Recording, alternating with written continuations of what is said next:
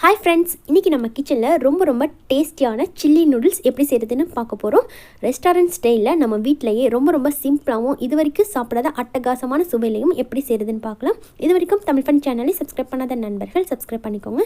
அப்படியே பக்கத்தில் இருக்கிற பெல் ஐக்கானை கிளிக் பண்ணிவிட்டு ஆல் அப்படிங்கிற ஆப்ஷனையும் கிளிக் பண்ணிக்கோங்க.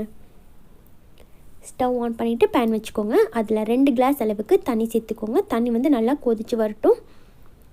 இப்போ இது கூட 1 டீஸ்பூன் அளவுக்கு ஆயில் சேர்த்துக்கோங்க.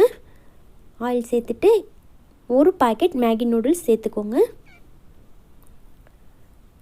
நூடுல்ஸ் சேர்த்துட்டு நல்லா மிக்ஸ் பண்ணி விட்டுருங்க. நல்லா கொதிச்சு வரட்டும். ஒரு 5 நிமிஷம் வரைக்கும் இது வந்து நல்லா வெந்து வரட்டும். இப்போ 5 நிமிஷத்துக்கு பிறகு பார்த்தீங்கன்னா ஒரு 80% அளவுக்கு இது வந்து நல்லா குக் ஆகிருக்கும். அந்த ஸ்டேஜில் ஸ்டவ் ஆஃப் பண்ணிவிட்டு இதை வந்து ஒரு வடிகட்டியில் கொட்டி வடிகட்டிடுங்க. இந்த சூடான தண்ணியெலாம் வடிஞ்சதுக்கப்புறமா இது கூட 1 கிளாஸ் அளவுக்கு நார்மல் வாட்டர் சேர்த்து நல்லா வாஷ் பண்ணிக்கோங்க.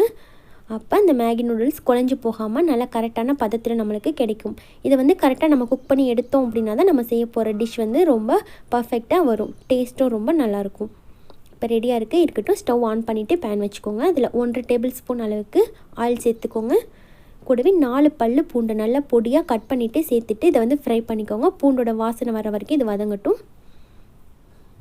இப்போ இது கூட ஒரு பெரிய வெங்காயத்தை கட் பண்ணிவிட்டு சேர்த்துருங்க. கூடவே 1 கேரட் கட் பண்ணிவிட்டு சேர்த்துக்கோங்க. அப்புறமா கொஞ்சம் போல் கொடைமிளகாய் அதையும் சேர்த்துட்டு இதை வந்து ஒரு 2 நிமிஷம் மட்டும் இதை வந்து நல்லா ஃபுல் ஃப்ளேமில் வச்சு ஃப்ரை பண்ணிடுங்க. அதுக்கப்புறமா 1/4 டீஸ்பூன் அளவுக்கு உப்பு, 1/4 டீஸ்பூன் அளவுக்கு பெப்பர் சேர்த்துக்கோங்க. கூடவே 1 டீஸ்பூன் அளவுக்கு சிக்கன் 65 மசாலா ஆட் பண்ணிக்கோங்க. ஆட் பண்ணிவிட்டு இது எல்லாத்தையும் நல்லா மிக்ஸ் பண்ணிக்கோங்க. இந்த ஸ்டேஜில் வந்து ஃப்ளேம் வந்து நல்லா ஃபுல்லாக வச்சுக்கோங்க.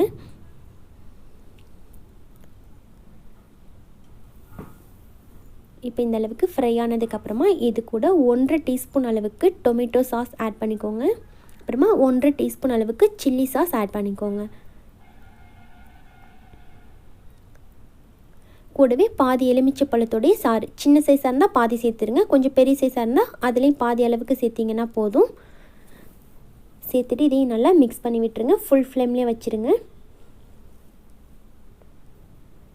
எல்லாம் ஒன்றா சேர்ந்து இந்த அளவுக்கு நல்லா மிக்ஸ் ஆகி வரட்டும். இப்போ இது கூட 2 முட்டையை நம்ம சேர்த்துக்கலாம்.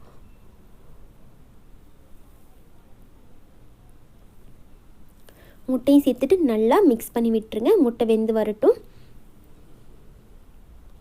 இது வரைக்கும் நம்ம சாப்பிடாத ஒரு டிஃப்ரெண்ட்டான ரொம்ப அட்டகாசமான டேஸ்ட்டில் இருக்கும். குழந்தைங்களுக்குலாம் செஞ்சு கொடுத்திங்கன்னா திரும்ப கேட்டு அடம் பிடிப்பாங்க. அவ்வளோ டேஸ்டியாக இருக்கும். இந்த மெத்தடில் நீங்கள் கண்டிப்பாக ட்ரை பண்ணி பாருங்கள். முட்டை நல்லா வெந்ததுக்கப்புறமா இது கூட நம்ம மேகி மசாலாவை ஆட் பண்ணிடலாம். ஆட் பண்ணிவிட்டு நல்லா மிக்ஸ் பண்ணி விட்டுருங்க.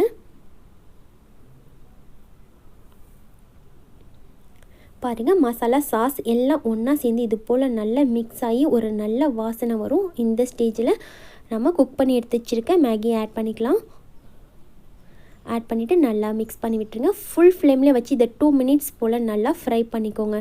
அப்போ மேலே லைட்டாக அந்த கிறிஸ்பினஸோடு சாப்பிட்றதுக்கு ரொம்ப நல்லாயிருக்கும். அவ்வளோதாங்க, சுவையான சில்லி நூடுல்ஸ் தயாராகிடுச்சு. இதே போல் நீங்களும் வீட்டில் கண்டிப்பாக ட்ரை பண்ணி பாருங்கள் ஃப்ரெண்ட்ஸ். இந்த வீடியோ உங்களுக்கு பிடிச்சிருந்துச்சின்னா மறக்காமல் லைக் பண்ணி உங்கள் ஃப்ரெண்ட்ஸுக்கும் ஷேர் பண்ணிக்கோங்க. தேங்க்யூ.